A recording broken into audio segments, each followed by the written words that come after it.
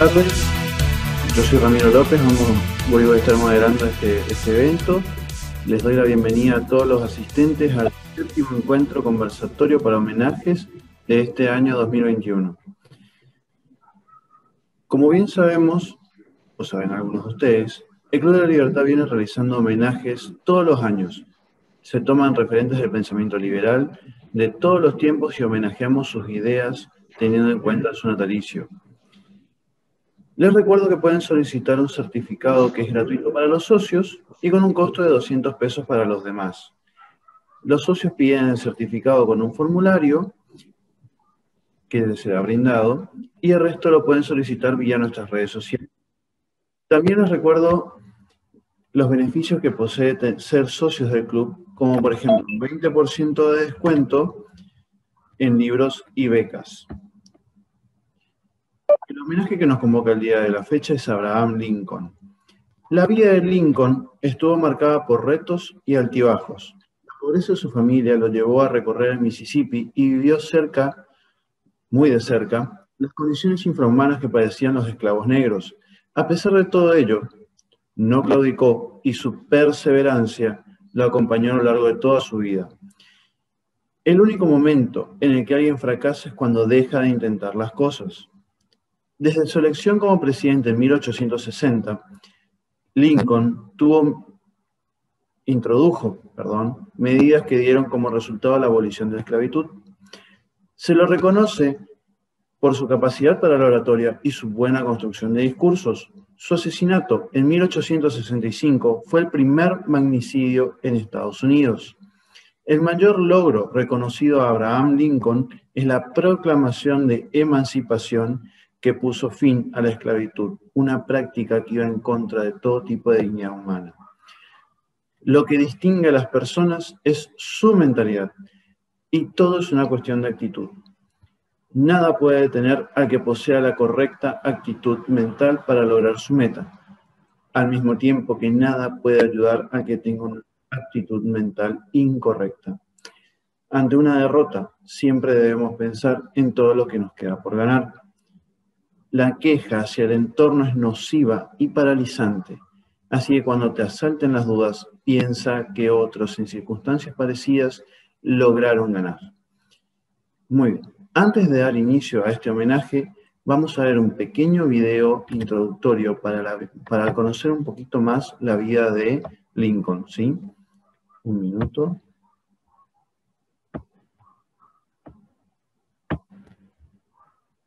Muy bien.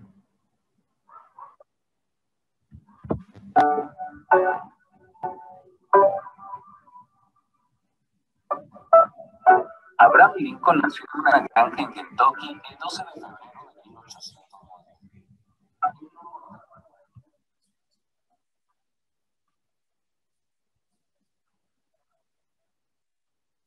Se dio a conocer por su honestidad. Le llamaban el honesto Abe.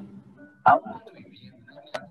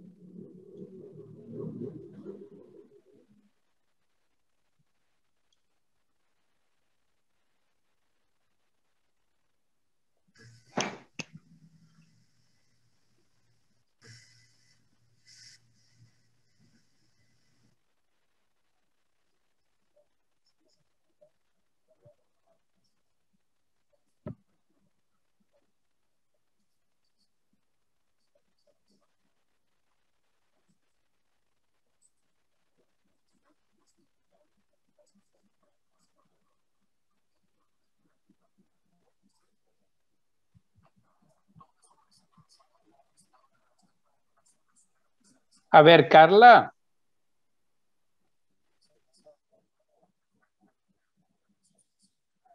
Se sentaron en el balcón encima del escenario. Un hombre llamado John Wilson se escabulló.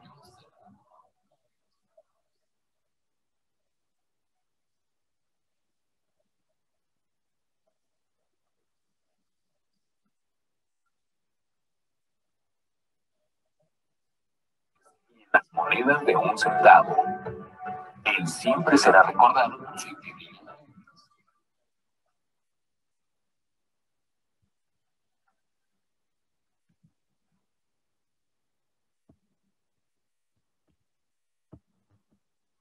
Muy bien. Para este homenaje contamos con la participación de los siguientes disertantes: el señor Hugo Kuhlman, que es abogado; el señor Carlos Moratorio, también abogado y director del Club de la Libertad; y Octavio Cejas, que es estudiante de Derecho.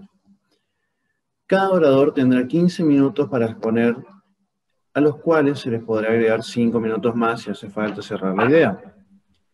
A medida que los disertantes van desarrollando sus ideas, todos los participantes pueden ir dejando sus preguntas o inquietudes en el chat.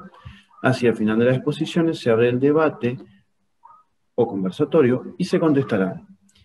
Antes de abrir el conversatorio, la Fundación les da su reconocimiento y agradece el esfuerzo y tiempo para participar que se tomaron todos estos oradores: el señor Hugo Kuhlman, el señor Carlos Moratorio y el señor Octavio Cejas. Muy bien. Vamos a empezar con el señor Hugo Kuhlman. Señor, cuando usted desee. Buenas tardes, muchas gracias por la invitación. Mi intención es tratar de apreciar la dimensión de la crisis histórica que enfrentó Lincoln y la relevancia que este señor tuvo en la historia de Estados Unidos. Lincoln, allá por 1850, se retira de la política.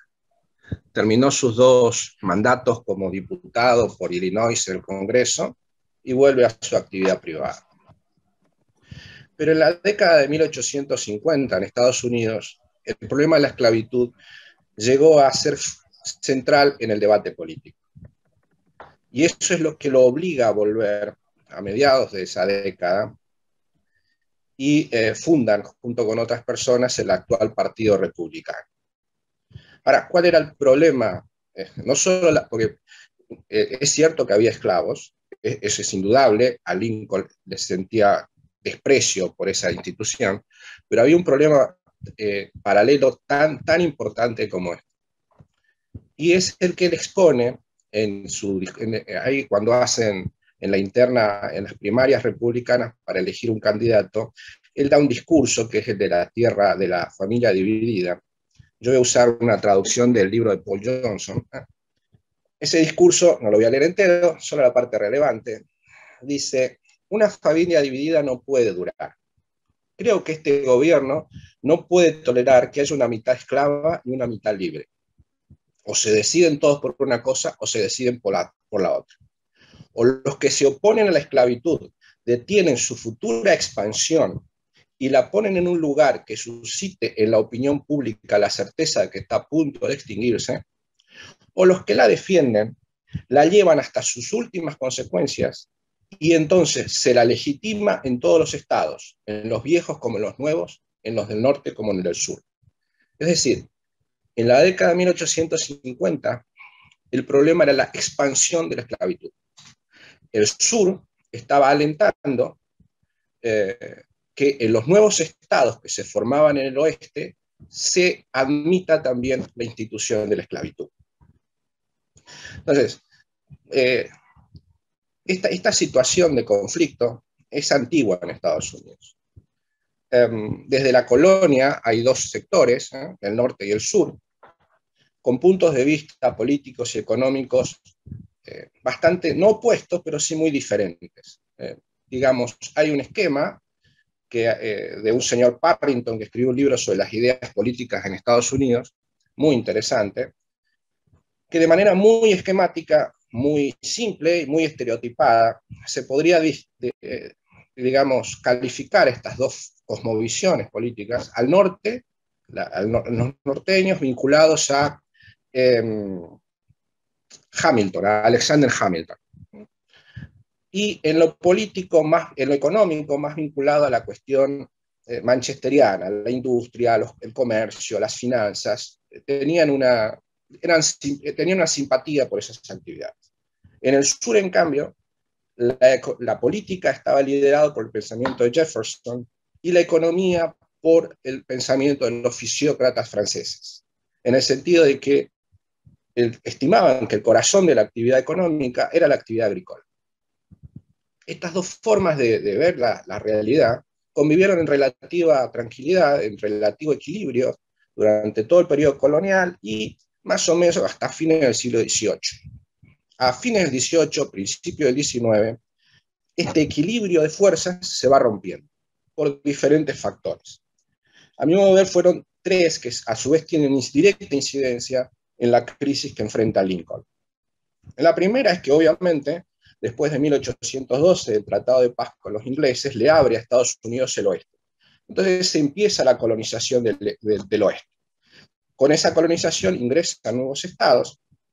Esos estados, algunos son esclavistas, algunos no son esclavistas, algunos participan de las ideas del norte, otros no, pero la tendencia era de que la forma de entender la economía y la política que tenían los sureños iba a tender a ser minoría. En poco tiempo iban a ser minoritarios. O sea, los sureños veían que su situación política estaba comprometida. Por el otro lado, se produjo una revolución en la industria textil, tanto en Inglaterra como en Estados Unidos. En Inglaterra, no sé qué descubrieron para mejorar el hilado del algodón, que hizo que el algodón sea la fibra central de la industria. Y en Estados Unidos, un señor, Whitney, descubrió la desmotadora, una cosa realmente sorprendente, que hizo que la producción de algodón se multiplicase por 200, por 300 en 20 años. O sea que el sur, que era donde se producía el algodón, se volvió riquísimo. Le llamaban el oro blanco. Pero a su vez esa prosperidad económica se trasladó más bien hacia el sur profundo, a los nuevos estados sureños, y los viejos estados sureños, sobre todo Virginia, no era muy fértil para la plantación de algodón, y como todo esto se centraba prácticamente en mano de obra esclava, Virginia lentamente se fue especializando en la cría de esclavos, para ponerlo de manera categórica, y la otra parte del sur se fue haciendo algodonera. Producto también de este traslado de la prosperidad, el liderazgo sureño se trasladó de Virginia a Carolina del Sur, y se abandonó las ideas de Jefferson y empezó a liderar un señor de apellido Colhum, que tenía, así de manera muy rápida, dos ideas muy, muy radicales.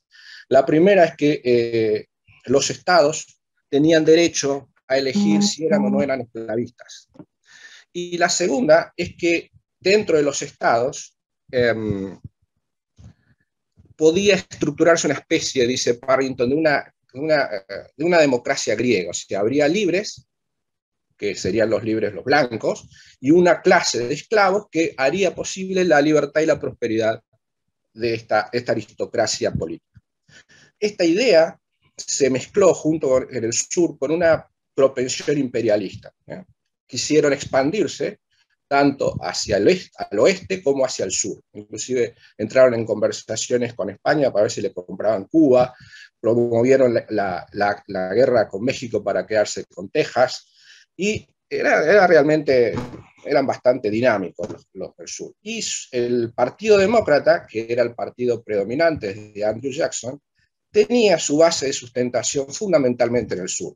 La mayor parte de su electorado estaba en el sur, tenía también votos en el norte, y el Partido Demócrata prácticamente controlaba todo el espectro político. Eran la mayoría en el Congreso, tenían la presidencia desde Andrew Jackson, y la Corte Suprema eran prácticamente todos demócratas. De modo tal de que esta tendencia, ¿no?, que los sureños impulsaban, no tenía ninguna barrera natural política enfrente. Y esto llevó a una primera crisis allá por 1820, que casi van a la guerra, hicieron un tratado. El tratado se llamaba el Tratado Missouri, que establecieron una línea en la 36 grados de latitud norte, los estados nuevos al sur podían ser esclavistas, los del norte no.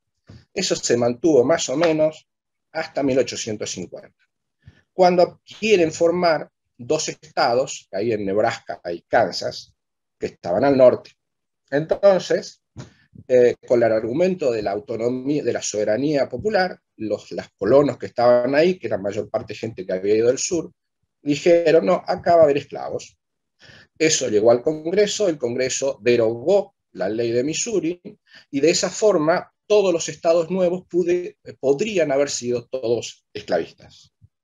A su vez, la Corte, en 1857, confirmó la teoría de Colhoun, en el sentido de que la existencia o inexistencia de esclavitud dentro de los estados es una cuestión reservada a cada estado cuando se organice a sí mismo, y el gobierno federal no puede opinar. Este era el caldo de cultivo, ¿no?, previo a Lincoln. Bueno, se producen las elecciones de 1860 y gana Lincoln. El triunfo de Lincoln es muy peculiar, es uno de los presidentes que menos votos recibió en la historia en su primer mandato, no llegó al 40%, y ganó sobre todo porque los demócratas se habían dividido.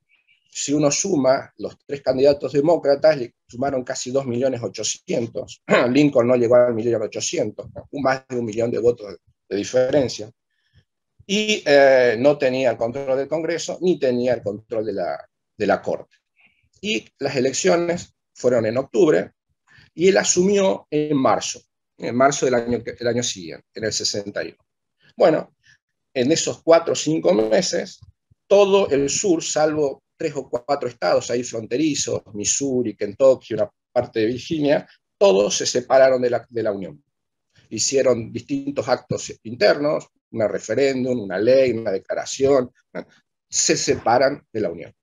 De modo tal que cuando Lincoln llega al gobierno, era un gobierno minoritario, la mitad del país estaba separada de la Unión, y a su vez había una doctrina judicial donde el país se podía seguir dividido.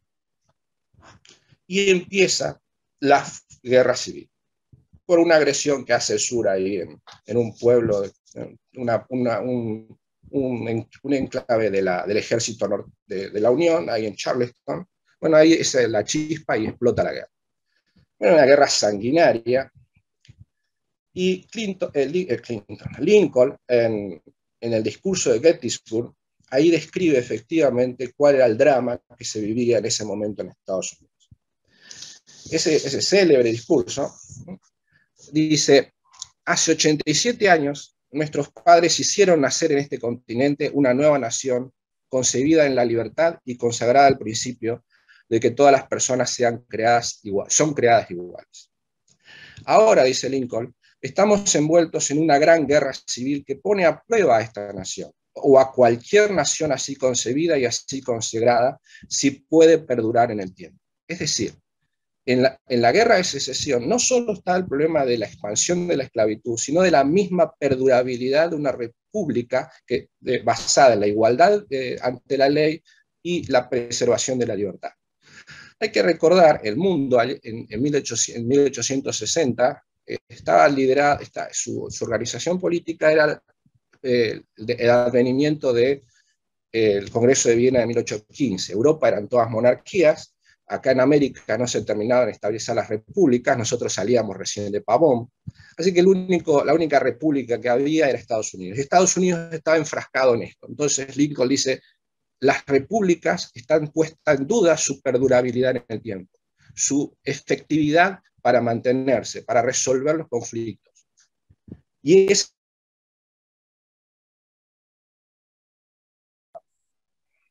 disculpa, estoy en el celular, que enfrentaba Lincoln en ese momento. Bueno, se deviene toda la guerra, finalmente triunfan, pero el problema seguía vigente, o sea, porque la doctrina constitucional seguía afirmando de que la cuestión de la esclavitud era una cuestión estadual, no era federal. Por eso Lincoln impulsa, allá unos días antes de finalizar la guerra, la 13ª enmienda. Johnson dice que esta 13ª enmienda, junto con la Declaración de Emancipación de 1863, son los actos institucionales más importantes de la historia de Estados Unidos, comparable con la independencia. Entonces, él hace la enmienda esta, que tiene dos partes muy relevantes. La primera, obviamente, abole la esclavitud.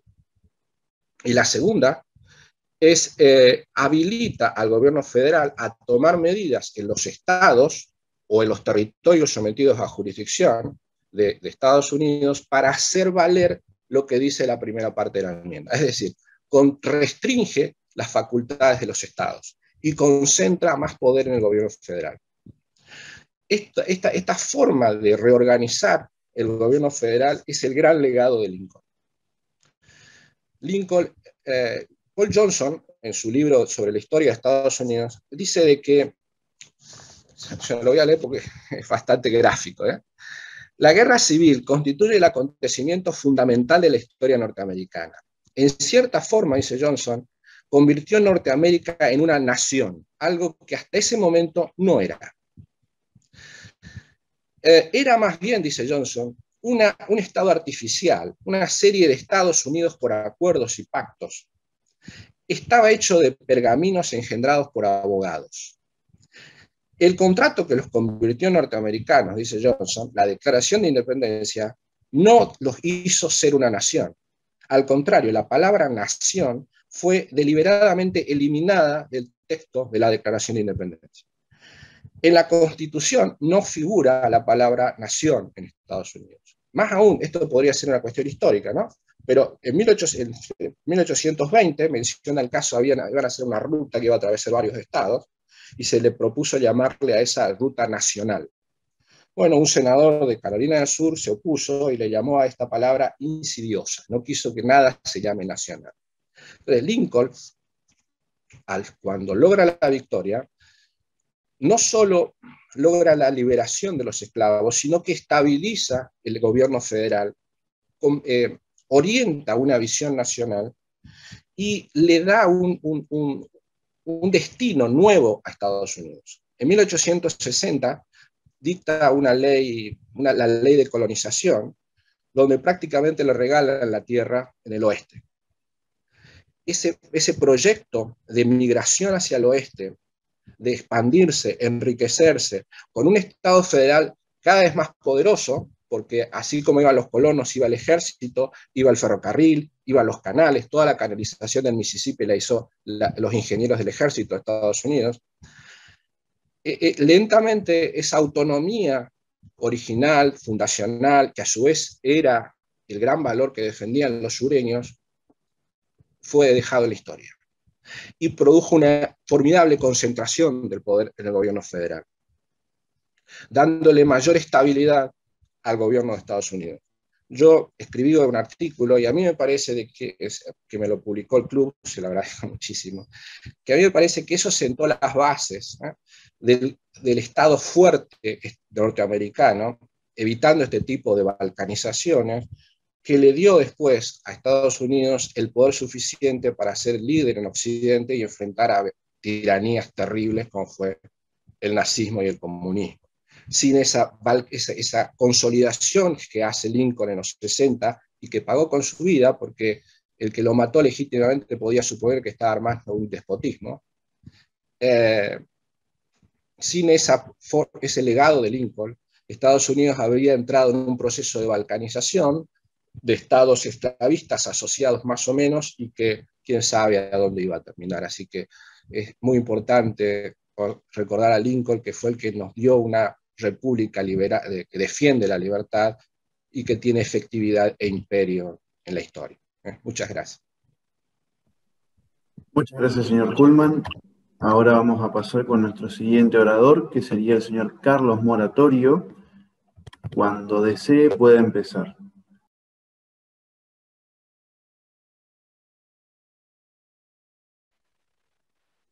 Lo primero que me gustaría saber es si me escuchan. Sí, señor. ¿Sí? ¿Me escuchan bien? Sí, señor. Sí, señor. Porque tengo muchos problemas informáticos y estoy en el medio del campo con las cosas que andan a medias. Bueno, agradecerle a todos, agradecerle la presencia a todos ustedes, que hayan tenido la gentileza de acercarse al Club de la Libertad para este homenaje a Abraham Lincoln. Y bueno, empezar mi exposición recomendando la lectura del artículo del doctor Kuhlman del día de hoy, Lincoln, el creador del Estados Unidos moderno, que realmente vale la pena. Es muy, muy interesante y, como siempre, como todas las cosas que hace el doctor Kuhlman, de primer orden. Bueno, a mí me toca un poco hablar de Lincoln, y hablar de Lincoln es muy complicado, porque es una persona muy particular. No estamos hablando de una persona común que tuvo una vida más o menos acomodada, realizó tuvo un cursus honorum de política y llegó a la primera magistratura de los Estados Unidos. Cuando hablamos de Lincoln, tenemos que hablar de varias características de Lincoln. Según podemos apreciar, podemos hablar, en primer lugar, de que Lincoln era un hombre hecho a sí mismo, un self-made man, ¿no? Que es una figura tan atractiva para los americanos. Esta característica de Lincoln, que también se podría aplicar al caso de Franklin, y que evidentemente se podría aplicar al caso de Sarmiento en la República Argentina. Bueno, esa característica era la de Lincoln. Después podemos hablar que es un pacifista, pese a que tuvo que comandar una guerra, era un pacifista. Luego podemos hablar de que era un pragmático. Luego podemos hablar de la fase misericordiosa de Lincoln.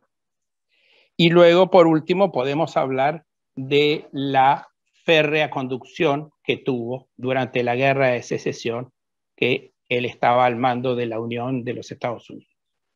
Muy bien, cuando hablamos de un hombre hecho a sí mismo, Lincoln nace en Kentucky, en una familia que, según siempre se dijo, tenía un rancho o una cabaña con 3 paredes, gente agrícola ganadera, en una zona que era una zona fronteriza del entonces momento de los Estados Unidos, del año 1809, cuando él nace.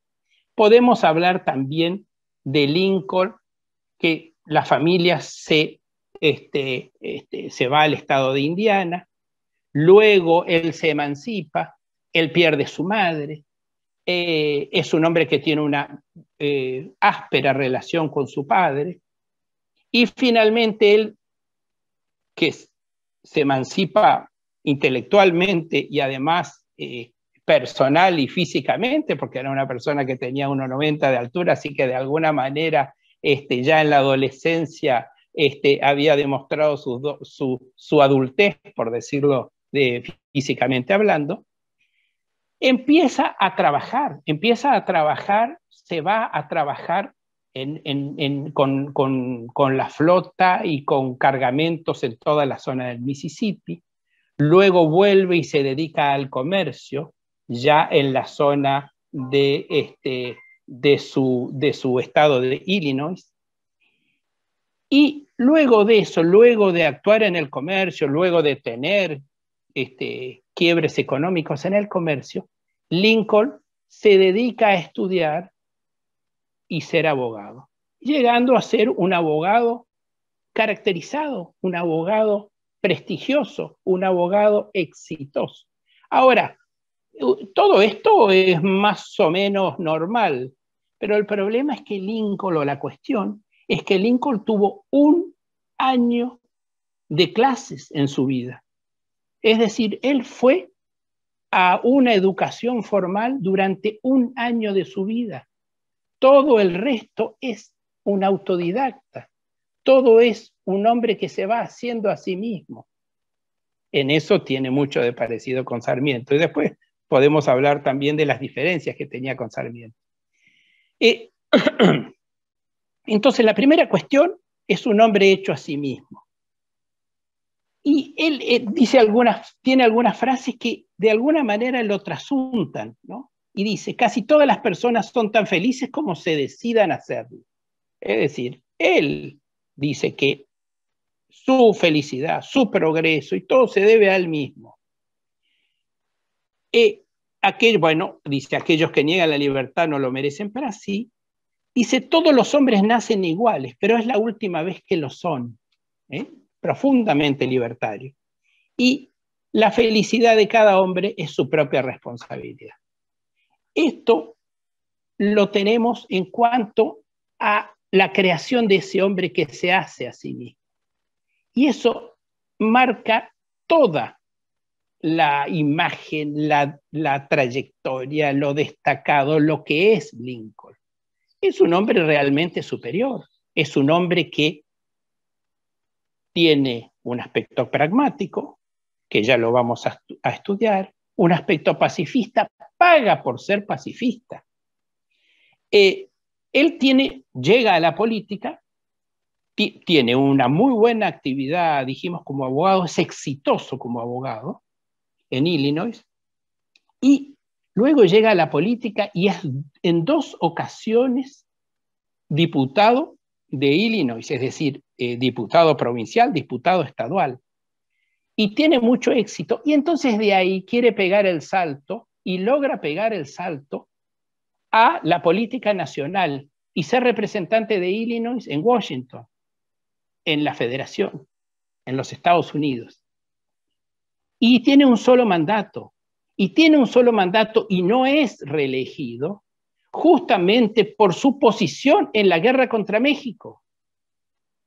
Es muy difícil en una guerra donde se está llamando al fervor nacional y donde se está llamando a la cuestión nacionalista y donde se está llamando al apoyo a una determinada acción, oponerse y decir que la guerra no estaba bien.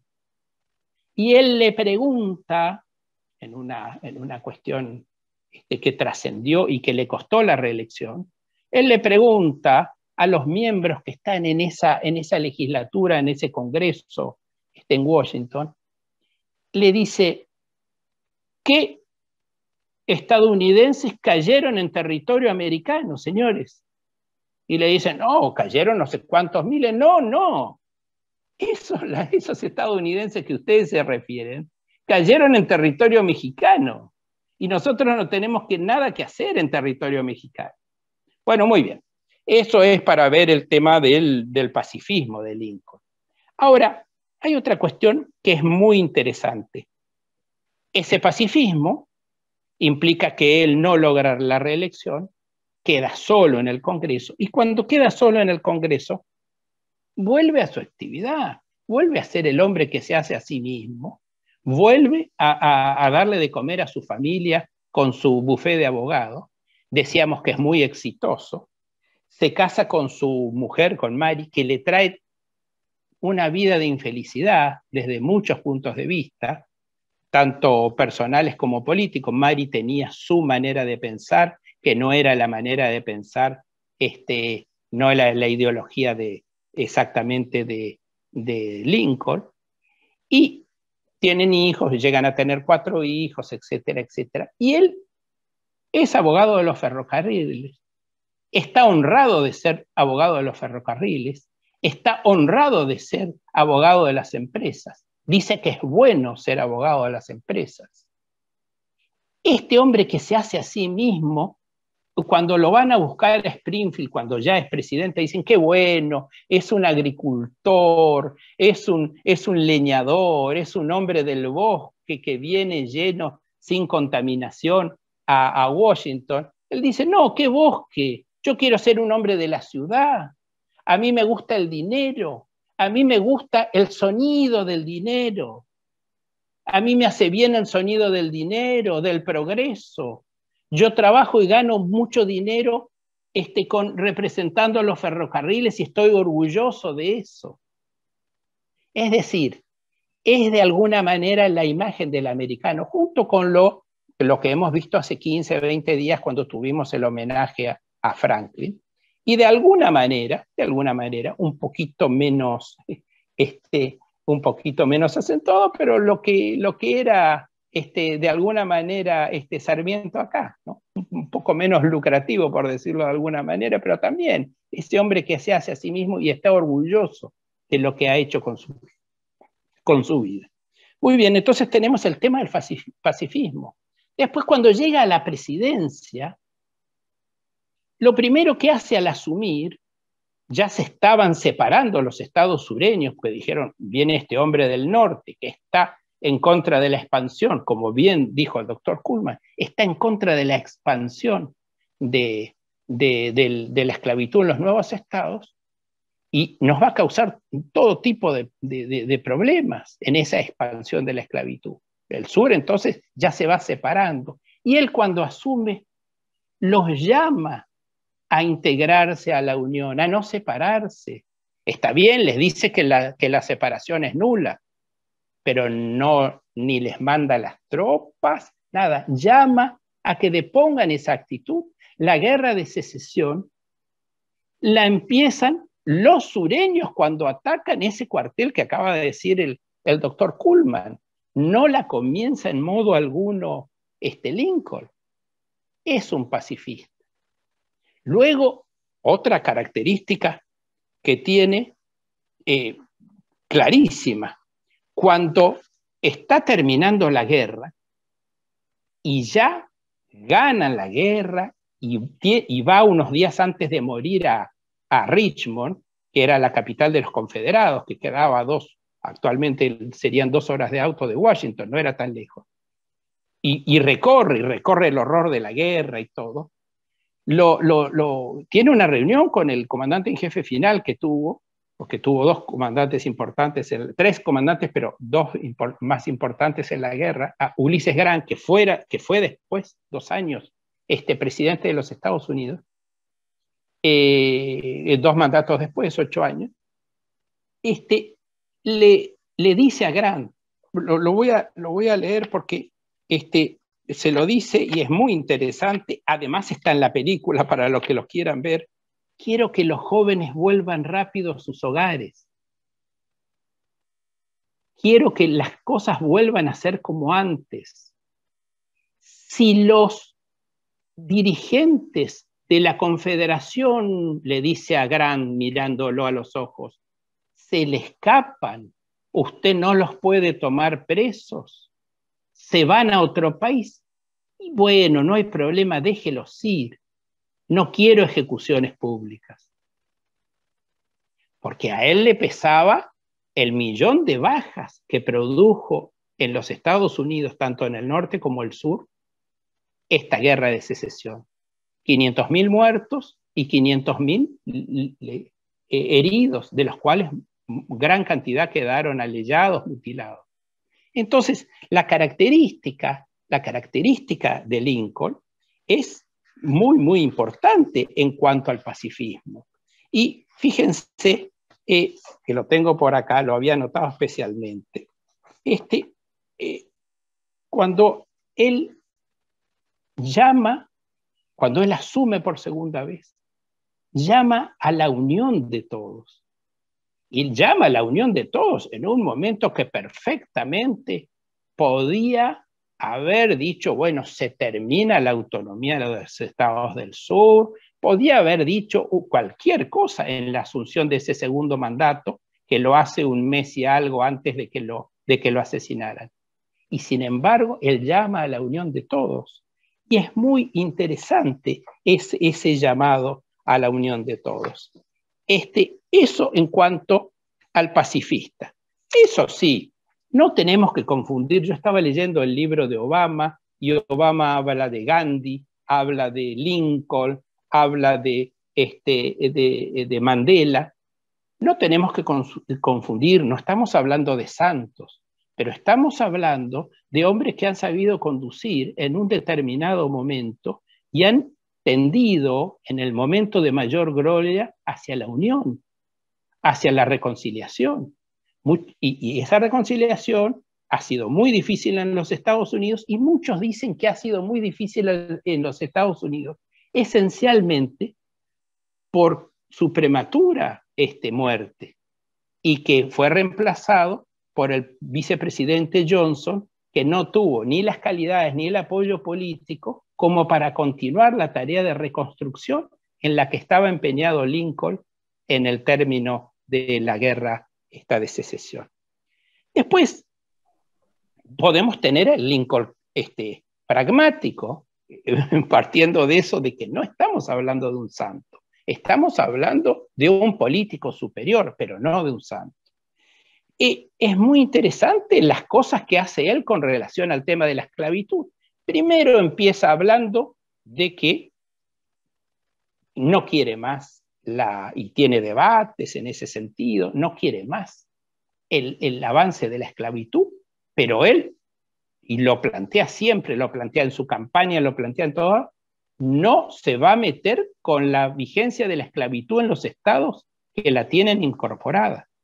Es decir, derechos adquiridos, él no se va a meter con la esclavitud en el sur. Punto 1. Luego va cambiando.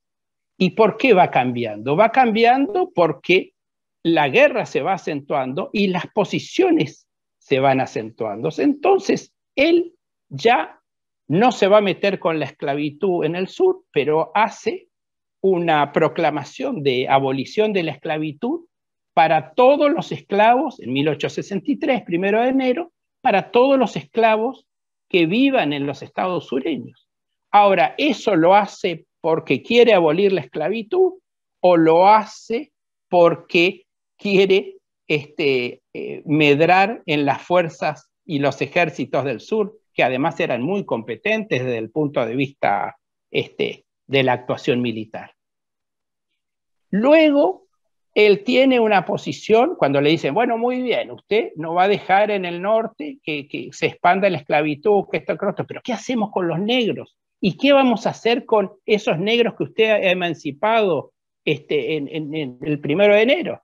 Bueno, muy bien, dice, pueden ir a una isla, como lo dijo el doctor Kuhlman, pueden ir a una isla del Caribe, pueden ir a Liberia. Liberia fue un estado que se formó en África, justamente en esa época, para que los esclavos que iban recobrando la libertad se fueran. Es decir, la idea primigenia no era que se liberaran y se quedaran. La idea primigenia era, bueno, muy bien, te vas. Eso también va cambiando la actitud que tiene él con respecto a los soldados negros que luchan por la Unión. Él tiene una actitud... Sí, señor. ¿Puede ir redondeando, por favor? Bueno, va a ser difícil en la vida de Lincoln, pero voy a ir redondeando. Sí, perdón, no, y después podemos seguir charlando. Es decir, él va cambiando, él es un pragmático. Y finalmente, cuando él ve la posibilidad de que se vote la 13ª enmienda, me pone nervioso el señor Roberto Carbone, que se está durmiendo con mi comentario, si no se durmió. ¿No se habrá dormido ahí el doctor Carbone, el señor Carbone? Bueno, mis saludos. Lo liquidé a lo mejor. Bueno, cuando él va llegando al comentario al manejo de la 13ª enmienda, que todos le dicen, no nos dan los votos. No nos dan los votos. Bueno, tráigame la planilla de los que se están por quedar sin mandato, qué empleo van a tener. Él había estado en Correos, empieza a ofrecerle cargos a los que se quedan sin mandato, a los que van terminando el mandato, empieza a manipular de un lado, empieza a manipular del otro.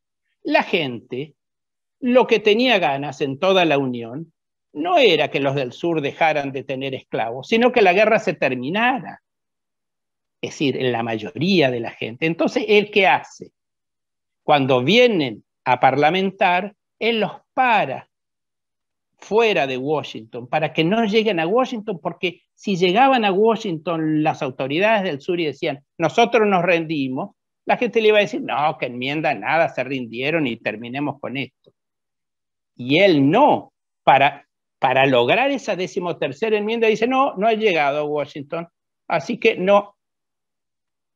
Y entonces de esa manera va consiguiendo los votos, y por 2 votos gana. Por 2 votos logra la 13ª enmienda.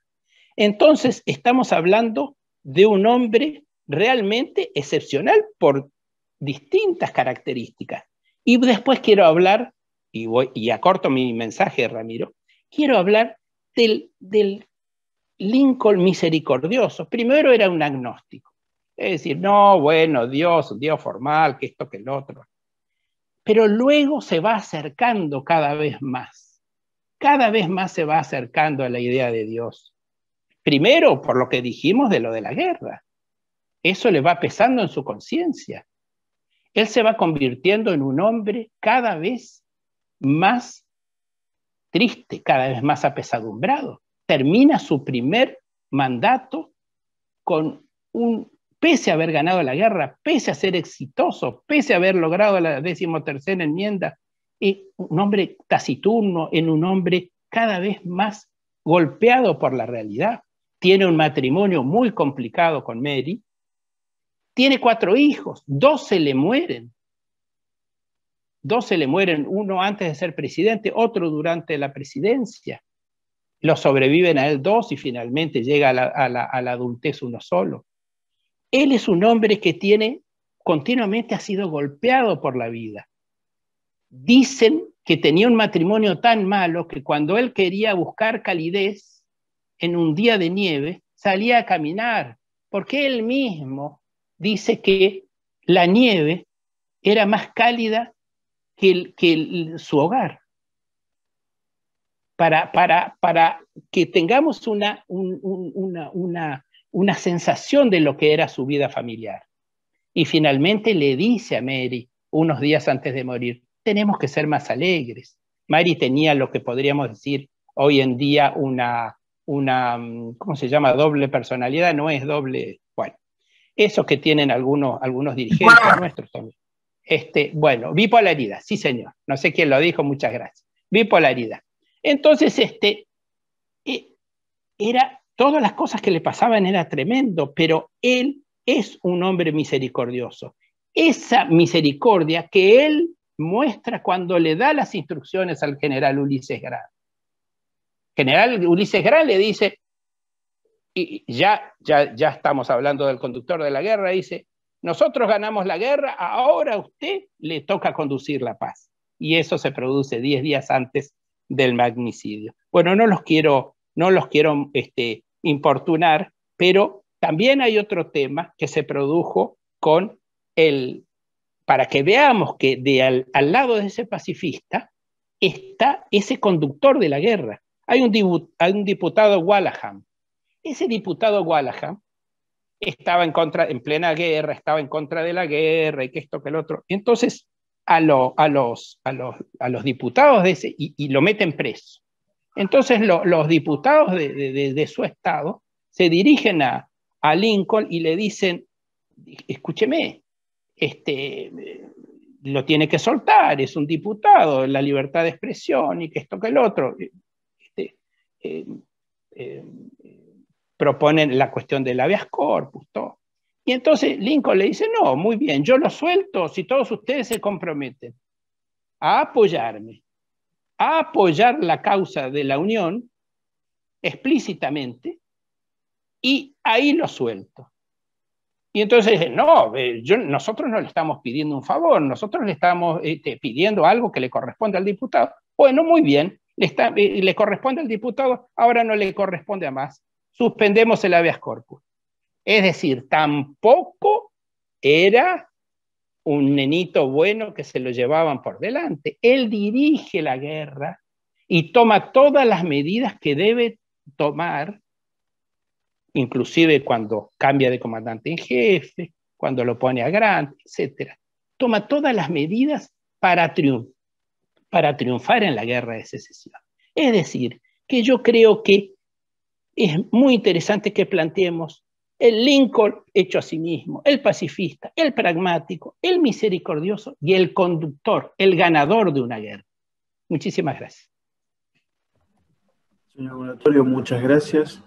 Después, personalmente, le pediría que vuelva sobre el tema del Lincoln misericordioso. Muy bien, seguimos con el señor Octavio Cejas, estudiante de Derecho, va a ser nuestro siguiente orador. Hola, ¿cómo están? Muy buenas tardes. Primero que nada, agradecerle a Carlito Moratori y a Hugo Pullman, porque la verdad fue una exposición increíble la que hicieron ellos dos. Y segundo, voy a decir que mi presentación en realidad se va a basar en dos partes distintas.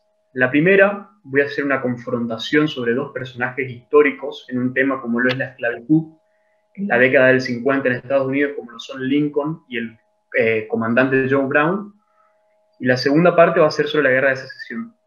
Bueno, la gran importancia entre la diferencia entre Lincoln y Brown radica en que Brown, el comandante Brown, creía que el enfrentamiento armado era la única solución para el problema de la esclavitud, mientras que Lincoln tenía fe en la política. Hay un libro muy bueno de Henry William Brandt, que es un historiador estadounidense, que se llama The Zealot and the Emancipator, sobre la relación de estos dos. John Brown era un abolicionista que quería que se acabara la esclavitud en ese mismo momento, al costo que fuese. Y Lincoln era un político que creía que debía seguir los procesos constitucionales para poder lograrse. Ambos estaban de acuerdo en que la esclavitud era un problema, pero disentían en el modo de cómo llevar a cabo la solución del mismo. Y el punto de esta exposición es que entendamos que existen más de una forma de luchar por aquello en lo que creemos, y cada uno va a juzgar la historia como uno quiera. Uno podrá creer que Brown tenía razón en las medidas que utilizó, o que lo tenía Lincoln, o que ninguno de los dos estaba del todo bien. Y eso no importa. Solo quiero demostrar que hay dos formas de luchar por los mismos derechos, como en un momento fue en Estados Unidos también Martin Luther King y Malcolm X.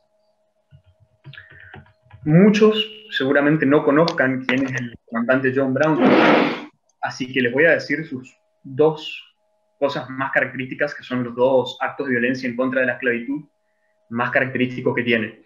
El primero es en 1856, en Kansas, donde él manda a un pequeño grupo de sus seguidores a que saquen de su casa a cinco personas que estaban a favor de la esclavitud de sus cabañas en medio de la noche y los masacren. Esto tiene un sentido en realidad porque Kansas en ese momento, como bien dijo Hugo Pullman y dijo Moratorio, era de esos estados nuevos que tenían que decidirse si iban a ser pro-esclavos o iban a abolir la esclavitud. Entonces, estaban yendo a poblar gente para que puedan votar qué iban a hacer. Entonces, el mensaje que da Brown ahí es, todos los que quieran venir acá, que sean pro-esclavitud, van a morir. Y el otro, que es el más famoso de todos, que es el atentado de Virginia en el 59, que es el famoso incidente de Harper's Ferry Arsenal. En esa ocasión, él, junto con un grupo de más o menos 2 docenas de hombres, creo que fueron, van a ocupar un arsenal federal de armas con el objetivo de robarlas y distribuirlas para todos los esclavos de la zona, para poder armar un enfrentamiento en que los esclavos puedan rebelarse a sus dueños, por así decirlo, y le salió mal en realidad, que es por este crimen que lo hago descolgado el 2 de diciembre del 59. Si podemos juzgarlo o no, la verdad que para mí era un poco extremista, pero yo no soy quien decir. Thoreau, en su libro Desobediencia Civil, dice que la única obligación que tengo derecho a asumir es la de hacer en cada momento lo que crea justo. Brown creía que era justo en ese momento. Además, Thoreau y Brown fueron íntimos amigos, se reunieron en el 57 y en el 59.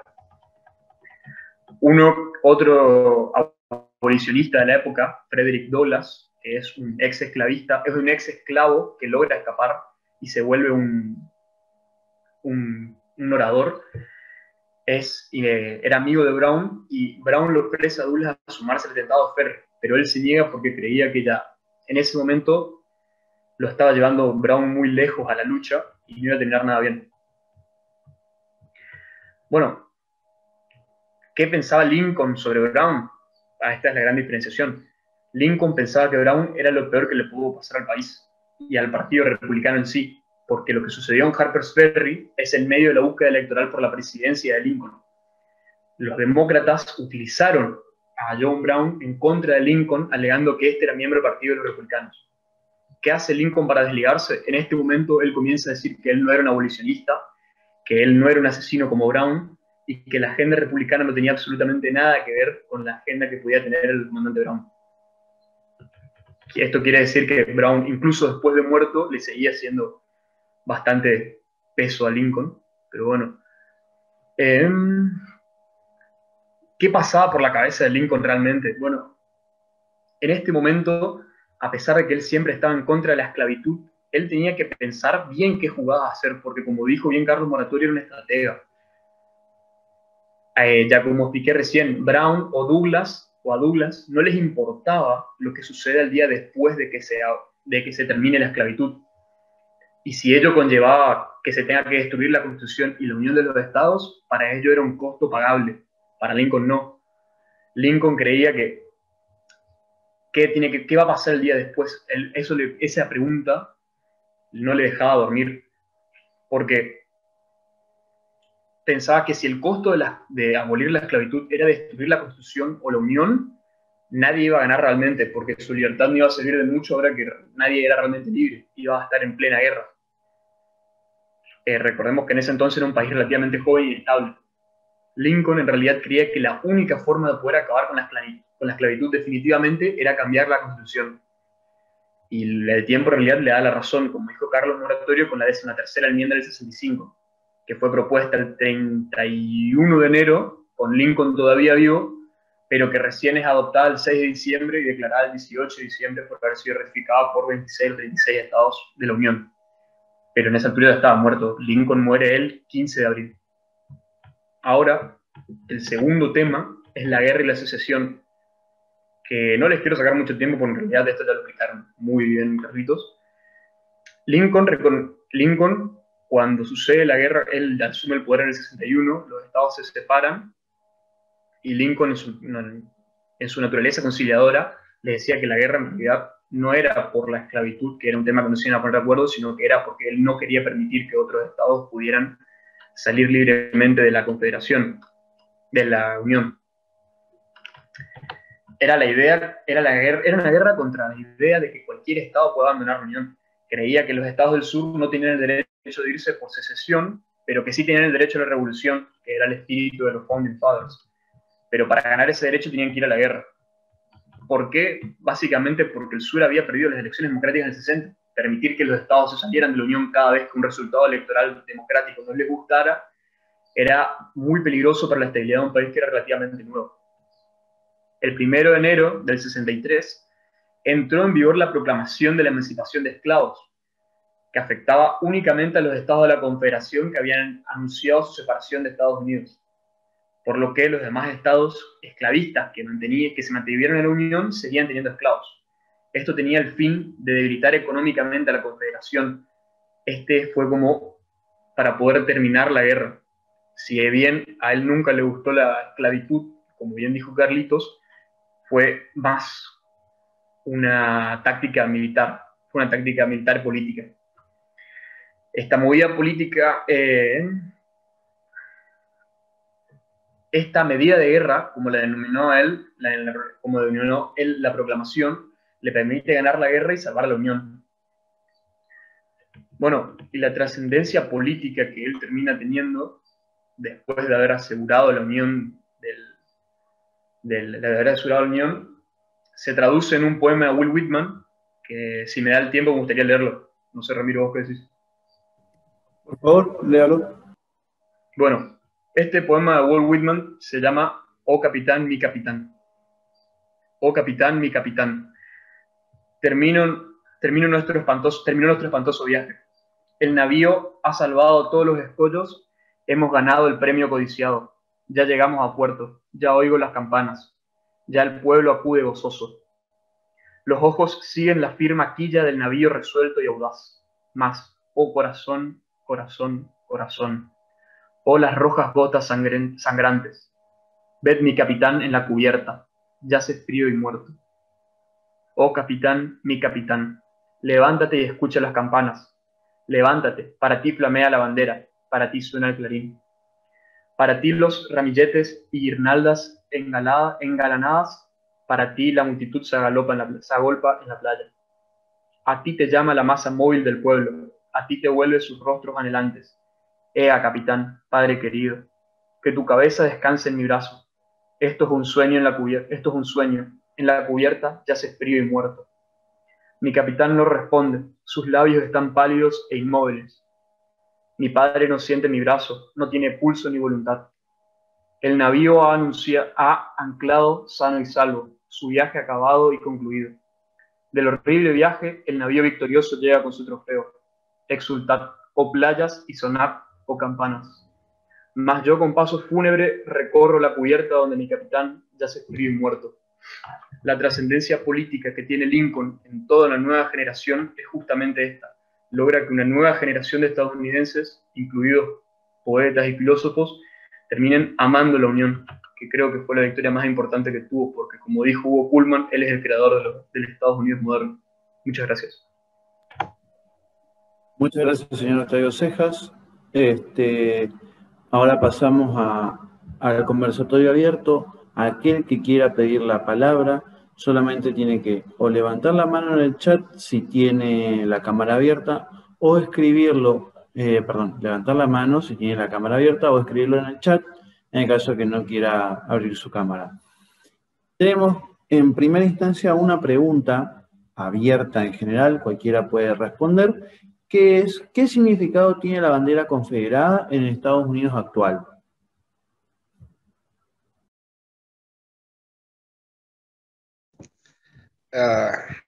Bueno, empiezo yo. Muchísimas gracias, Carlos, por las palabras. Excelente lo tuyo. Igual lo tuyo, Octavio, realmente espectacular. El problema con la simbología política es que es multívoca, depende de quién la use y en qué momento. O sea, ahora, por ejemplo, hace pocos días vimos los temas de Trump y no sé qué sentido tiene usar ahí la bandera. Los que somos fanáticos de las series antiguas, los duques de Hazard tenían pintada en el techo la bandera confederada, que no creo que hayan tenido el mismo sentido de la gente que la utilizó en el Capitolio hace unos días. O sea, es un multívoca. Yo tengo por ahí unas 3 banderitas, una al lado de la otra. A mi hermano le gustan los autos viejos, a mí me gustan los estados viejos. Y las dos son cosas anacrónicas, pero una es la bandera del Imperio Austrohúngaro, muy lindo, pero anacrónico. El otro es la de Entre Ríos de Urquiza, que también desapareció hace mucho tiempo.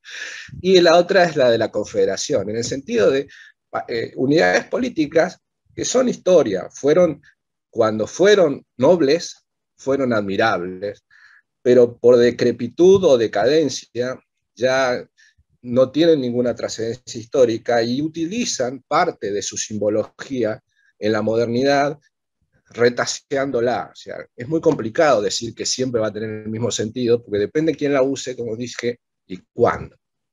Así que no, es imposible dar una definición unidireccional. Espero que haya satisfecho la respuesta. Señor Moratorio, por favor.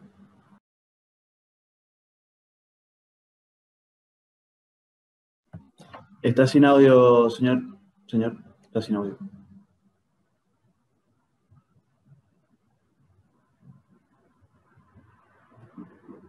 Sigue sin audio.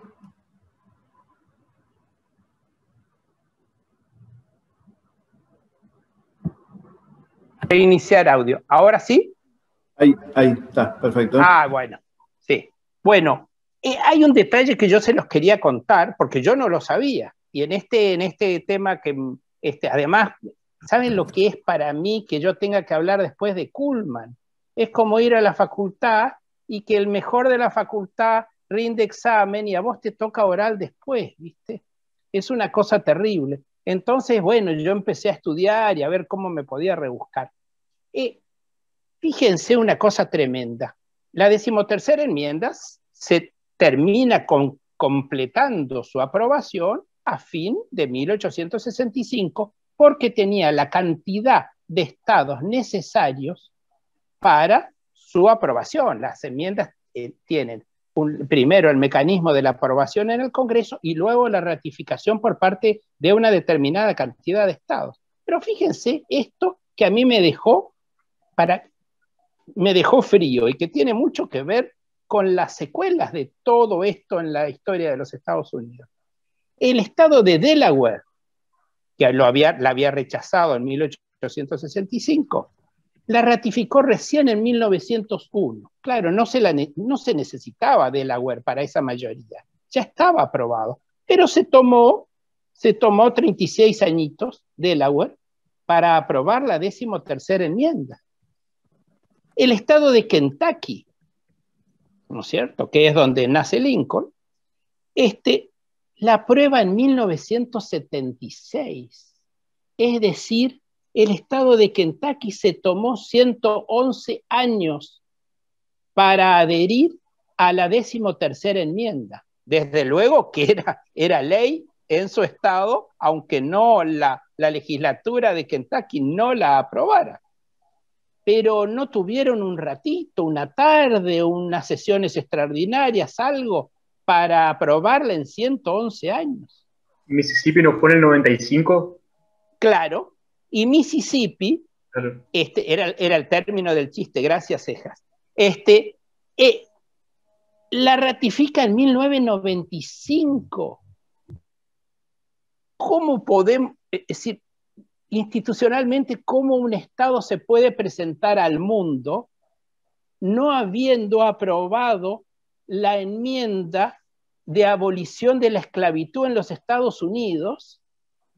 Y hay gente de Mississippi que ha ido a las guerras por la libertad del mundo, 2 guerras mundiales, hay gente de Mississippi que tendrá los más absolutos principios de respeto a la humanidad, y su Estado recién la ratifica en 1995.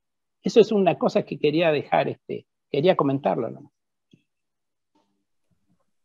Muy bien, señor Alberto Medina Méndez tiene la palabra. Muchas gracias. En primer lugar, felicitar a los oradores, a los 3 oradores, la verdad es muy interesante, enriquecedor el homenaje. Yo tengo una consulta, me gustaría ver si podemos profundizar un poco sobre esto, algo se dijo, que tiene que ver con los métodos que utilizó Abraham Lincoln para conseguir un fin loable, ¿no? Porque esta famosa discusión respecto al fin y los medios, una discusión casi eterna, encuentra, me parece, en Lincoln una versión interesante de analizar. O sea, conseguir abolir la esclavitud utilizando métodos por lo menos no ortodoxos, digamos, ¿no? Un poco heterodoxos en cuanto a cómo sedujo a los jugadores que faltaban para completar la grilla. Algo dijo Carlos Moratorio. Me gustaría un poco una mirada de ustedes histórica, por un lado, y al mismo tiempo, ¿por qué no?, respecto de la ética ¿no?, de conseguir cosas positivas o loables utilizando métodos no convencionales.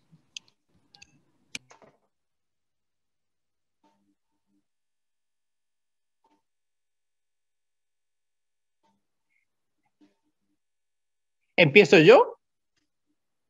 Sí, señor. ¿Sí? Bueno, primera cosa, las mezclas que él hace con el tema de la esclavitud. Lincoln respeta la Constitución. Cuando Lincoln dice a los estados sureños no les voy a tocar el tema de la esclavitud, él está cumpliendo con la Constitución, porque la Constitución no abolió la esclavitud. Por lo tanto, los que entraron a ese club que se llamaba los Estados Unidos de Norteamérica y que quisieron ser estados donde primara la esclavitud, estaban totalmente en su derecho. Totalmente en su derecho. Lo que él estaba planteando es una cuestión para el futuro. Y eso ahí es donde es tan importante el valor del planteo ¿cómo se llama?, de Lincoln. Ahora bien, la pregunta va dirigida a si éticamente está bien que alguien cambie su voto en el tratamiento de la 13ª enmienda por un trabajo en el correo cuando termine el mandato. La verdad es que si alguien cambia su postura sobre la esclavitud por un laburo en el correo, Lincoln hizo muy bien. para mí está fantástico, porque Lincoln no hizo nada raro. Tiene que nombrar un tipo en el correo de la ciudad de Springfield, y hay una persona que vende su voto para terminar con la esclavitud por el cargo en Springfield. Me parece bárbaro, dale el correo en Springfield. Si ese señor cambia su postura nada menos que por la esclavitud, por el correo en Springfield, pero bárbaro, me parece fantástico. Fantástico, lo felicito.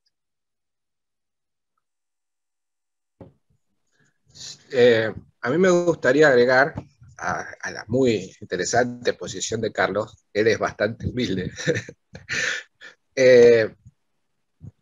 Sí, digamos, lo interesante de Lincoln, primero cómo llega a la presidencia. Llega de rebote. No, como dije, llega con uno de los caudales electorales más bajos de la historia norteamericana. Y no obstante a eso, supo armar poder. La película esta de Lincoln de Steven Spielberg es muy ilustrativa sobre el cabildeo de la formación de la mayoría en la 13ª enmienda, donde el pragmatismo es clarísimo. O sea, el hombre sabía qué cuestiones sacrificar para objetivos más nobles. Eso es muy importante en política. Y si uno compara, por ejemplo, el desempeño que tuvo su vicepresidente, que fue bastante mediocre, evidentemente, tener la presidencia, aún con un prestigio heredado como el que le dejó Lincoln, no es suficiente. O sea, Lincoln tuvo la habilidad de ir acomodándose a los tiempos, porque yo escuché varios comentarios, inclusive hay un libro que se llama El verdadero Lincoln, o algo así, de Unión Editorial, que es bastante crítico, y una de las cosas de las que habla es que él no era abolicionista, y lo hace como si fuese una especie de hipocresía. Y no, Lincoln despreciaba la esclavitud como casi todos sus contemporáneos. Aún en el sur, la gente despreciaba la esclavitud. Los traficantes de esclavos eran tipos que tenían un prestigio menor a los proxenetas. O sea, la gente no dejaba que sus hijos jueguen con los hijos de los traficantes de esclavos en el sur. Ese nivel de ignominia, aún en el sur, tenía la esclavitud. Pero el problema es que hasta la 13ª, abolir la esclavitud era avanzar sobre los derechos de los estados. Por eso hay una declaración que hace Lincoln mucho antes, cuando era del partido White, que era el anterior al republicano que se disuelve, dice: yo estoy en contra de la esclavitud, pero ir por la abolición es un remedio peor que la enfermedad. De modo tal que Lincoln se fue acomodando a la realidad según se fue sobreviniendo a la situación. En esto se parece mucho a Churchill. Es una persona dinámica que se acomoda a la realidad y hace sacrificios en función de valores, y para suerte de él, normalmente le fue muy bien en los resultados, aunque como en la 13ª enmienda fue por una pestaña. Si hubiese esa 13ª no se aprobaba, no se iba a aprobar nunca más. Y entonces Estados Unidos lamentablemente iba a terminar en otra guerra en cualquier momento, porque el problema de la esclavitud y la posibilidad de que los estados nuevos sean esclavistas iba a perdurar en el tiempo. Así que realmente Lincoln, para la gente que estudia cómo es liderazgo y cosas así, es muy interesante de estudiar. Bueno, yo para cerrar diría lo mismo. Digo que, como dijo Carlitos hoy, era un tipo muy pragmático. Ya conté la diferencia contra Brown. Lincoln creía que los problemas se tenían que solucionar políticamente y con reformas constitucionales, siempre siguiendo el marco legal, porque como decía Hugo Pullman, si vos tratás de abolir la esclavitud y avanzar sobre los derechos de los estados del sur, lo único que ibas a lograr era una guerra más fuerte de la que ya hubo. Entonces, para mí, es muy importante entender eso de Lincoln, que era un tipo que se adaptaba a todas las situaciones, como bien dijeron acá, que tenía sus ideales, pero no dejaba que sus ideales den lugar en el juicio. Era un tipo que sabía muy bien cómo jugar sus cartas. Bueno, por último, querría pedirles que al señor Carlos Moratorio, y después si quieren agregar algo más a los demás oradores, se los agradecería, que se extienda un poquitito sobre lo que él comentaba del Lincoln misericordioso. Bueno, lo de Lincoln misericordioso también es una evolución que él tiene. Lincoln es un hombre que sufrió muchísimo. Primero, sus características antropométricas, él medía 1,90, tenía pie plano, era una persona que causaba en un primer momento en su juventud cierta, a veces cuando se acercaba un mitin o algo, cierta, no diría repulsión, pero no era una persona que la gente quería estarle cerca, era como un bicho raro. Además era tan alto y encima andaba con galera, así que era una cosa altísima. Era un hombre altísimo. Él recibió todo tipo, para que tengamos en cuenta, él recibió todo tipo de agravios toda su vida. En la juventud sus enemigos políticos decían que él era una gárgola. ¿Saben lo que es una gárgola? Es por donde en las capillas, en las catedrales, hay unos monstruos por los que sale el agua, para que no se quede en el tejado. Y eso siempre tiene cara de monstruo, la gárgola. De monstruo o de bicho prehistórico, tienen una horrible. De eso decían de él.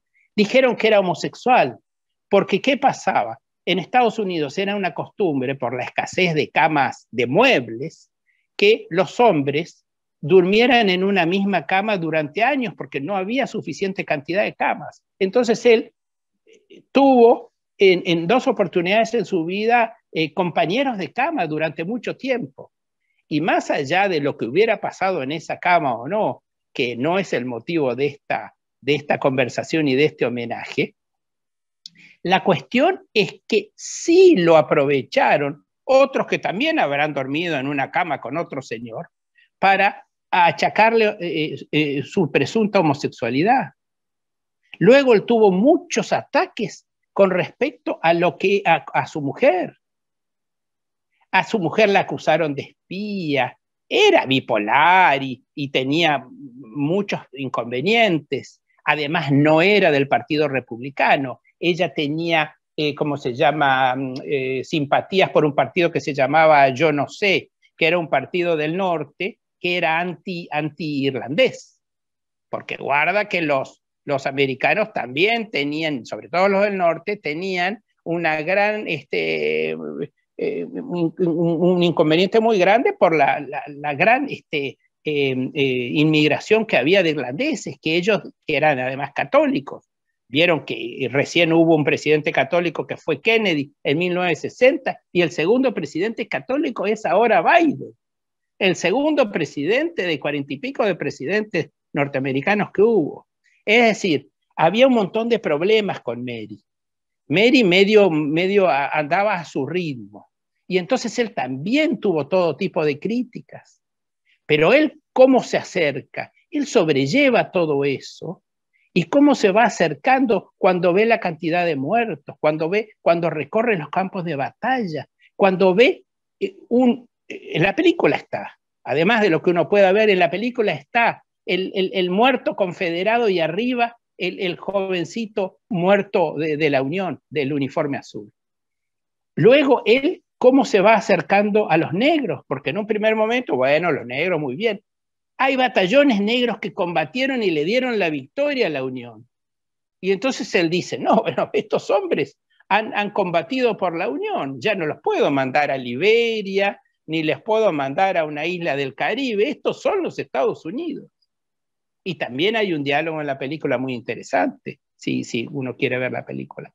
Entonces él va llegando, luego tiene la muerte de los hijos, lleva a los hijos a los hospitales, donde hay una escena, donde una carreta tira una gran cantidad de miembros amputados a los soldados y lo lleva al hijo para mostrarle.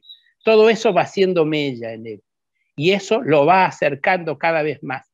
Y con esto termino, porque soy larguero, a la mujer le dice, cuando terminemos dentro de este mandato y que esto, que el otro, cuando le dice para ser feliz y todo, le dice, ¿y por qué no viajamos? Él nunca salió de Estados Unidos, a diferencia de por ejemplo, un Sarmiento que vivió más en el exterior que en la Argentina. ¿Cómo se llama? Lincoln nunca salió de los Estados Unidos. Su salida al exterior era su salida a otro estado, digamos. Y entonces dice, ¿a dónde te gustaría ir?, le dice ella. Y me gustaría ir a Jerusalén, me gustaría ir al Santo Sepulcro. Es decir, él se va acercando a Dios y se va acercando en toda esa cuestión misericordiosa. Eso no. Bueno, muchas gracias. Señor Kuhlman, ¿quiere agregar algo? Sí, quiero recomendar este libro. Es Vida de Abraham Lincoln por Domingo Faustino Sarmiento. Cuando Sarmiento lo nombran embajador, él toma el barco y se va, y que estaba muy ansioso por conocerlo a don Lincoln. Y cuando desembarca se enteran que lo habían asesinado. Y le dolió muchísimo, y en unos meses, 5 o 6 meses, escribió este prodigio que está lleno de datos, de referencias, anécdotas, y obviamente, digamos, Sarmiento era argentino, todas las fuentes eran en inglés, todos los reportajes, todo era en inglés. Él lo hizo, lo redactó y lo escribió primero en inglés, salió en Estados Unidos y después se editó en Argentina. Y es una joyita, realmente, sobre todo porque Domingo Faustino tenía la peculiaridad de, era medio ególatra, ¿no? Entonces, mucho del libro trata de hacer una similitud con su vida. Entonces, se ensalza él con Lincoln también. Ese tiene una partecita, pero en general el libro es bastante muy, muy interesante. Sí, señor Moratorio. Bueno, ya que cantó el Falta en Vido el doctor Kuhlman, yo quisiera leer una frase justamente de lo que dice Sarmiento de Lincoln. Sarmiento dice: es el labrador honrado que estudia las leyes de su país y conociendo los signos de los tiempos, conociendo los signos de los tiempos, se propone encabezar al pueblo y lo consigue, como todos los que con la palabra han dirigido los impulsos generosos del pueblo hacia la libertad, el progreso y la igualdad moral. Muchas gracias. Tenemos 2 preguntas más. En primera instancia voy a leer una y después le doy la palabra al señor Arduino. La pregunta que escribieron en el chat vino antes, solo por eso. Dice la pregunta: según su opinión, ¿tener una bandera con una esvástica nacional socialista no sería reprochable si la tengo con un fin histórico? El que quiera contestar, calculo que estará más orientado al señor Kuhlman, porque él habló del tema banderas y símbolos. A ver, la esvástica no es un símbolo que tiene una claridad de sentido indudable. Hay algunos que la tratan de llevar a una orden religiosa medieval, pero ni ellos se creen esa excusa. O sea, la esvástica tiene un solo sentido, que es el nacionalsocialismo. Y hay que... ese pensamiento no tiene, ni con la más buena voluntad, uno le encuentra algo rescatable a esa cosa. De modo tal de que no tiene ningún otro sentido. Ahora, ¿alguien tiene derecho a exhibir una bandera esvástica o una bandera confederada? Y bueno, sí. Todos tienen derecho a exponer, a decirlo, pero cuando uno hace eso en público, tiene que asumir las consecuencias de sus actos. Entonces, si utilizar un símbolo ofensivo en público habilita la reacción de los que se sienten ofendidos. Entonces, eso no implica restricción a la libertad. Nadie tiene derecho a insultar a nadie. Si lo hace en privado, y bueno, en privado uno es rey de su castillo, dicen los ingleses. Vos decís, uno en privado puede hacer lo que quiera, eso no importa. O sea, el derecho no existe dentro de la privacidad. El derecho existe cuando alguien está con relación con un tercero a quien puede lastimar. Adentro de una casa uno hace lo que quiere con su vida. La cuestión política no incide dentro de la vida privada. El liberalismo no rige la vida privada de las personas, rige cuando uno pisa la calle para hablar con un vecino. Y ahí empezamos a ser liberales si respetamos o no la libertad del vecino. Bueno, ese es el sentido. Si la esvástica se utiliza en la vida pública es un acto ofensivo, porque realmente ser nazi no tiene nada de ponderable. Y si alguien utiliza la esvástica, está legítima, la reacción es legítima. Ahora, la confederada no es una bandera nazi. Es cierto de que hay gente que del Ku Klux Klan utilizaba la bandera confederada. Pero, como dije hace un tiempo, los chicos de los duques de Hazard también utilizaban la bandera, y no eran nazis, digamos, o sea, no es lo mismo, no todo es lo mismo, hay que ser, las diferencias son sutiles pero muy importantes cuando se hace este tipo de precisiones políticas. Bueno, ¿alguno quiere agregar algo más? Si no, pasamos a darle la palabra al señor Arduino. Bueno, señor Arduino.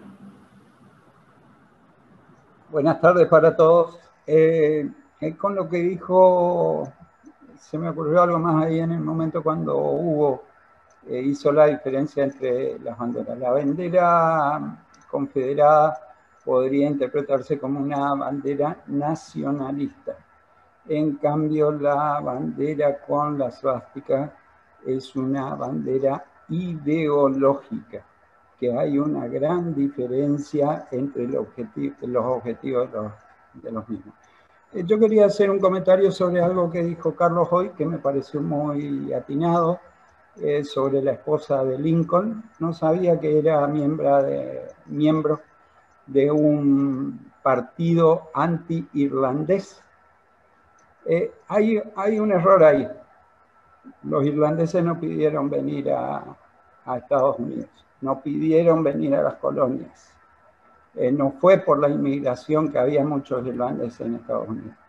Antes de que se importara el primer negro a las colonias americanas, se habían importado 30.000 niños irlandeses, 2.000 mujeres irlandesas y más de 9.000 hombres irlandeses vendidos como esclavos por los ingleses.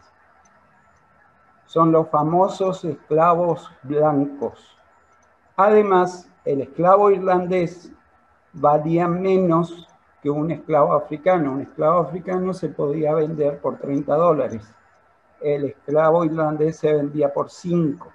Entonces, los mismos de las colonias vieron el negocio y dijeron, vamos a cazar irlandeses con mulatos, con negros, saquemos mulatos. Y el mulato era más barato, que tenía la fuerza del africano, era más barato que el africano y se podía vender más caro que el irlandés. O sea, yo creo que, vamos a ser sinceros, hay cola de paja. Los Estados Unidos tienen el traste bien sucio con respecto a Irlanda, porque fueron los primeros compradores de esclavos blancos. Y con eso no eran los sacrificados colonos que trabajaban, no, los irlandeses que compraban eran los sacrificados que trabajaban. Después, como los españoles empezaron la importación por el sur, los colonos irlandeses no solo fueron a Estados Unidos, también fueron a Islas Vírgenes, a Jamaica, ¿cómo es que se llama esto?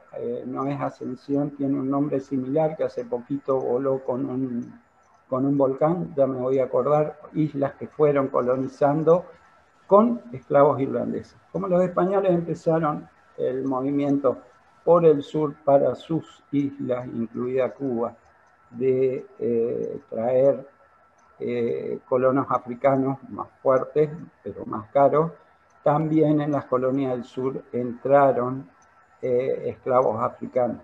Pero los primeros esclavos y sus descendientes, que después empezaron a molestarle, y que es una de las cosas que fueron irlandeses.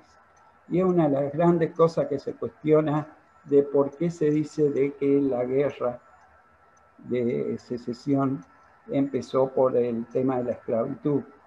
porque todavía seguían existiendo en esa época esclavos irlandeses en el norte, digamos, en el norte de los Estados Unidos. Muchos se escaparon, muchos se fueron, y hay una película que es espectacular, plantea este tema con gran veracidad y con mucha crudeza. Realmente es una película muy cruda, que es Pandillas de Nueva York, que habla de los esclavos irlandeses o hijos de esclavos irlandeses que se emanciparon aún a costa de que no había una ley que los emancipara. O sea, me parece, justamente hoy estaba hablando, no me acuerdo con quién, de acá del grupo, que en ese sentido la figura de Lincoln a mí siempre me pareció muy hipócrita. Plantear de que hace una guerra para liberar negros cuando tiene colorados o negros con pelo colorado en toda la parte norte de Estados Unidos y trabajando en condiciones de esclavos. Eso es lo que quería agregar. Gracias. Señor Moratorio, por favor. Rápidamente, en primer lugar quiero aclarar que ella era simpatizante, y a medida que su marido llegó a la Casa Blanca, fue seguramente por una cuestión de defensa corporativa del matrimonio, fue abandonando ese pensamiento para no ser, digamos, no ser tan criticada como venía siéndolo. Pero es interesante porque esto existió. Era el Native American Party y tuvo su mayor momento, su momento de mayor profundidad, este partido, aproximadamente hacia 1850. Se los denominaba los Know Nothing, es decir, yo no sé nada. ¿Por qué? Porque por las características que tenían, no eran bien vistos por todo el mundo. Es decir, por toda la población. Entonces, cuando alguien le decía, vos sos del partido yo no sé nada, me hace acordar como cuando en el 95 decían, vos votaste por Menem, yo no sé nada. Bueno, esto era una cosa media parecida.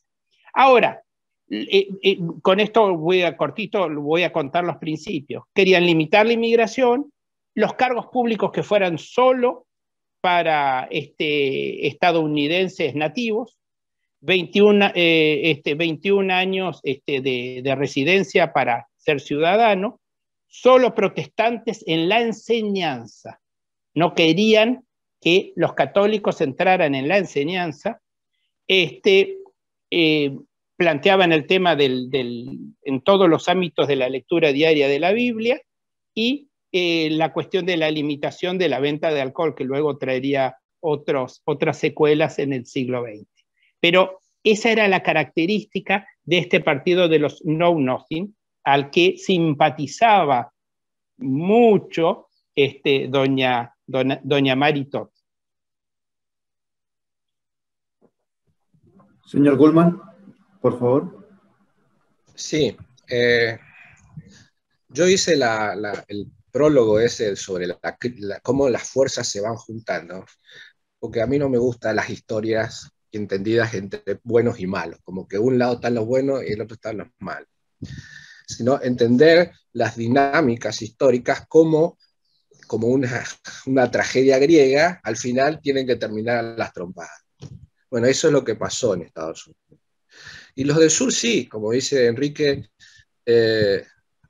creían que los del norte eran unos hipócritas, porque los esclavos irlandeses, y además porque los del norte despreciaban a los negros tanto como los del sur, lo único que en el sur a su vez lo tenían de esclavos. Con lo cual, sí, existía esa visión de hipocresía, pero digamos, el problema de la guerra, por eso se llamó, es interesante, la guerra no se llamó por liberación de los esclavos, se llamó guerra de secesión. O sea, el problema fue que unos estados se quisieron separar de la Unión. Y el Partido Republicano se oponía a la expansión de la esclavitud. No era abolicionista, no quería obligar. Lo que pasa es que por la dinámica los partidos del sur, los esclavistas, estaban condenados a hacer una arqueología. En cualquier momento iban a desaparecer. Y a su vez había un problema económico, que yo lo pasé de largo porque es muy complicado de analizar, que es el tema aduanero. El norte es proteccionista y el sur no era proteccionista. El sur vivía de vender sus productos a Inglaterra. El norte tenía sus propias hilanderías. Pero si la relación de poder en el Congreso cambiaba, las reglas proteccionistas iban a hacer que el sur necesariamente le iban a tener que vender a las hilanderías del norte, que fue como en definitiva terminó siendo. Por eso Johnson dice, si no iban a la guerra por la expansión de la esclavitud, iban a terminar la guerra por las restricciones aduaneras. O sea, el conflicto de mediados del siglo XIX no es por el tema de la esclavitud, era un proceso de consolidación del Estado Nacional norteamericano. Desaparecer el derecho de secesión y restringir facultades estaduales de autonomía. Ese es el legado de la guerra de secesión. El tema de la esclavitud, y fue un acto jurídico, digamos, ni Lincoln, ni ninguno de los que vinieron después supusieron de que derogando la esclavitud se resolvía el problema de discriminación de los negros, de los irlandeses, de los católicos. Eso no se cambia con las leyes. Evidentemente, si uno dice que eso lo hace para darle dignidad, y algo de hipocresía hay atrás, pero indudablemente Lincoln sentía asco. O sea, acá Sarmiento menciona cartas de absoluto repudio cuando viajó, porque era uno de los pocos políticos del norte que viajó por el sur de Estados Unidos. No había muchos que hicieran eso. Y él conocía, porque cuando trabajó, bajó por el Mississippi, se fue hasta Luisiana, Nueva Orleans, y conocía eso. Y conocía a Virginia. En Virginia, cuando en el apogeo, Virginia, así como nosotros criamos vacas, ellos criaban negros, porque los negros no se lo podían traer de afuera, estaba prohibida la importación de negros. Entonces lo tenían que criar como ganado en Virginia. Y el problema era la tasa de natalidad, así como nosotros tenemos ahora un problema de preñez, de porcentaje de preñez en las vacas. Los muchachos tenían problema de preñez en las hembras negras, así hablaban, y eso Lincoln lo conocía, o sea, pero él sabía de que si la Constitución le prohibía en las condiciones en que estaba antes de la 13ª acabar con eso, porque sí eso implicaba destruir Estados Unidos. Pero la guerra no la empieza Lincoln, como aclaró, lo puso bien Carlos Moratorio. Antes de que asuma Lincoln, el sur se separa, y Lincoln, cuando empieza a negociar desde la presidencia, los muchachos le bombardean un fuerte en el Atlántico, porque los del sur creían que tenían ganada, creían que Inglaterra lo iba a ayudar, porque era su gran aliado económico, pero a Inglaterra llegó un librito que no los mencionamos, que es La cabaña del tío Tom. Ese libro fue fundamental en la cultura inglesa. Por eso los ingleses ni la atendieron, además los pobres sureños mandaron 2 emisarios que eran 2 idiotas, que tampoco ayudaron mucho, pero la cabaña del tío Tom fue fundamental para cuajar una mentalidad pro abolición, que en definitiva fue lo que pasó. Pero la guerra no empezó por eso. La evolución natural fue esa, y Lincoln la acaba, pues si no, iba a otra guerra. Porque si los del sur y los del norte, que odian a los negros, pueden elegir tener esclavos, van a tener esclavos. Y entonces Lincoln no quería eso. O sea, Lincoln es uno de los pocos políticos que es difícil encontrarle algo defectuoso. O sea, sus valores y sus virtudes no llegan a un equilibrio. Sus virtudes son muy superiores a sus defectos. Obviamente es humano, ¿no? Pero es admirable lo de Lincoln, cómo se fue adaptando, y de toda esta barbarie enorme sacó algo tan noble como es el Estado moderno norteamericano. Eso nomás quería agregar. Bueno, muchas gracias, señor Kuhlman. ¿Alguien tiene una pregunta más? Si la hubiese.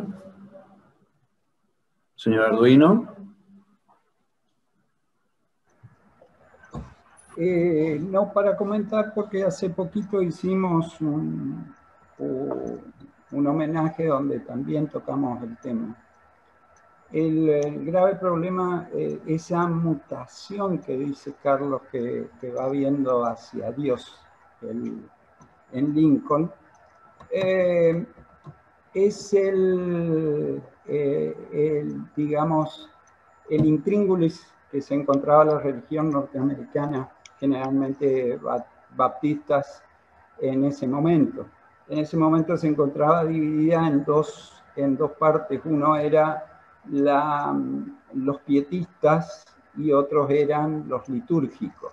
Los litúrgicos eran los que decían que había que seguir para salvarse estrictamente lo que decía el ritual, hacer lo que había que hacer en misa, leer los libros que había que leer y no meterse en nada más, simplemente ahí. Lincoln, igual que Spooner, que tenían dos condiciones en común.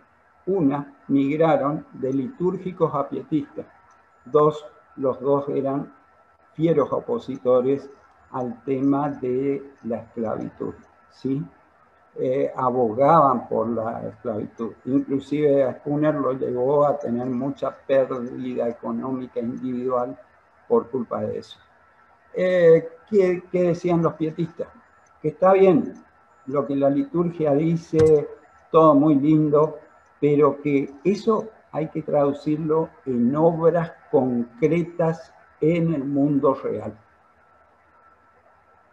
Y eso es lo que noto, y se nota en Lincoln, cómo desde ese mundo abstracto de las creencias religiosas va bajando a un mundo real de las creencias religiosas, hacerlas real. O sea, empieza con el tema de la esclavitud, fue tratando de dar muchas cosas así dio Lincoln que antes no se animaba. Inclusive, fíjense, eso me acabo de enterar recién, otro conflicto dentro del matrimonio Lincoln, porque Carlos acaba de comentar que al partido del que era simpatizante la esposa de Lincoln, era una activa participante en el combate hacia el consumo de licor. Y justamente es el tema del consumo de licor, que supongo acá pobre Lincoln quería ir a cosas más reales, ¿sí? Fue el que originó en esa etapa del conflicto del consumo del alcohol, es cuando se originó el ensayo de Spooner, que es Los vicios no son crímenes, donde explicaba cuál era la diferencia entre vicio y crimen.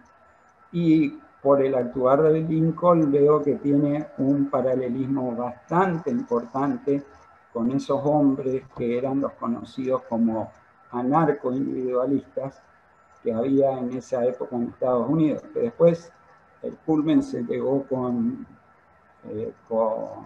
Tucker, porque se llegó a algo más refinado, ya se había sentado las bases de lo que era más violento y discutible, y ya se podía ir a algo más teórico y refinado, como fueron los anarcos individualistas de Boston.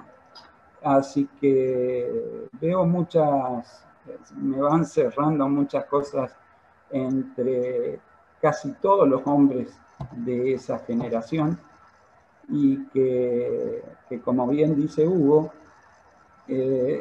fueron todos esos conflictos que había entre uno y otro y esos acuerdos que había entre los otros, fueron encaminando hacia un embudo que únicamente iba a desembocar en una guerra como fue la de secesión.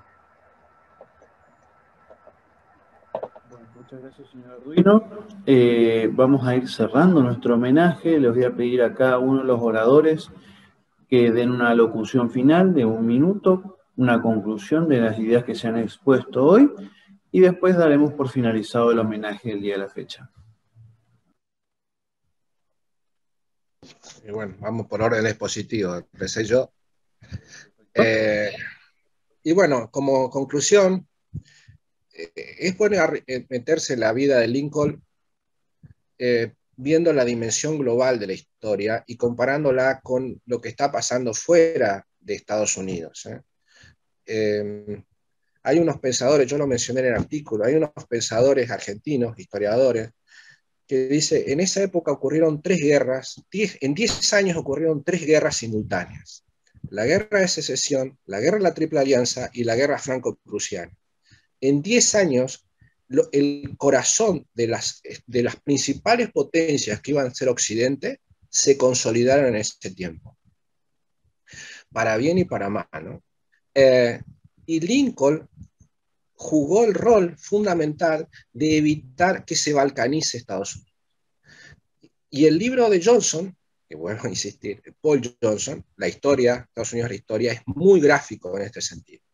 Cómo Lincoln, con enormes sacrificios, porque los generales que tenían eran uno más chambón que el otro, hasta que lo encontró al bueno de Grant, logró, porque tenía una superioridad en todo, menos en idoneidad militar, y finalmente logró que ese país tan apreciado por todos nosotros no se balcanice y sea una Atenas arrasada por los macedonios, ¿no? Eso nomás me gustaría dejar como conclusión. Gracias. Bueno, muchas gracias, señor Moratorio. Una conclusión, por favor. Bueno, una conclusión lo más rápido posible. No estamos hablando de santidad.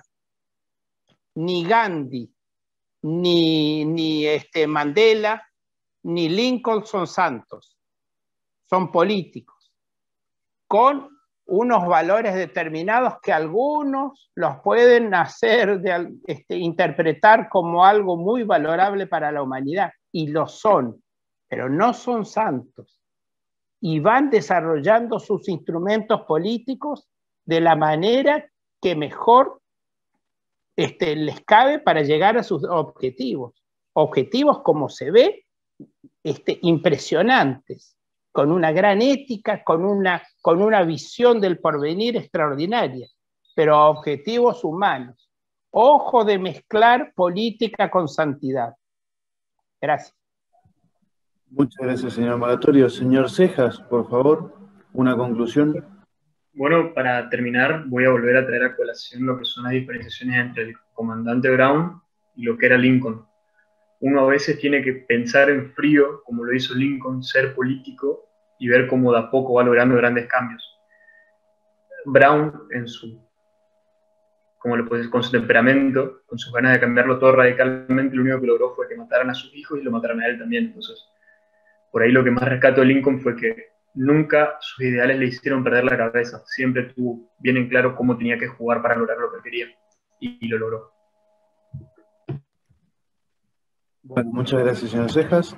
Con esto cerramos otro evento de homenajes y los invitamos al próximo homenaje, donde se tratará a George Washington. Será el sábado 20 de febrero por esta misma plataforma a las 18 horas. Recuerden, los que desean certificados tienen que solicitarlo. Muchas gracias a todos y nos vamos despidiendo. Gracias a ustedes, muy amable. Gracias. Chao, hasta luego.